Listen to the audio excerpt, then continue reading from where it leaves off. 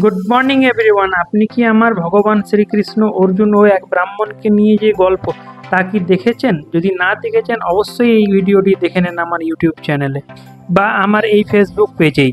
আজ মর্নিং এক্সারসাইজটি খুবই মজার ছিল, কারণ আজ এক নতুন জায়গায় গেছিলাম এক্সারসাইজ করতে, যেখানে আমি আগেও যেতাম এক্সারসাইজ করতে, কিন্তু অনেক দিনই হয়েছে যাওয়া হয়নি।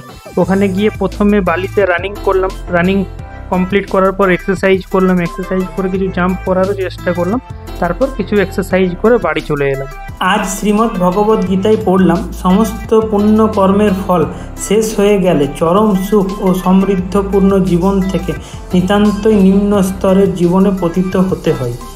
আজ সন্ধ্যার এক্সারসাইজটাও খুব মজাদার ছিল, কারণ আজকে জিম বন্ধ ছিল সানডে বলে, তাই আজ গেছিলাম রবিনসন স্টেডিয়াম। ওখানে গিয়ে প্রথমে রানিং করলাম, তারপর স্কিপিং করলাম, আরও কিছু এক্সারসাইজ করে পুশ আপ করে নিজের আজকের সন্ধ্যাবেলার এক্সারসাইজ কমপ্লিট করলাম।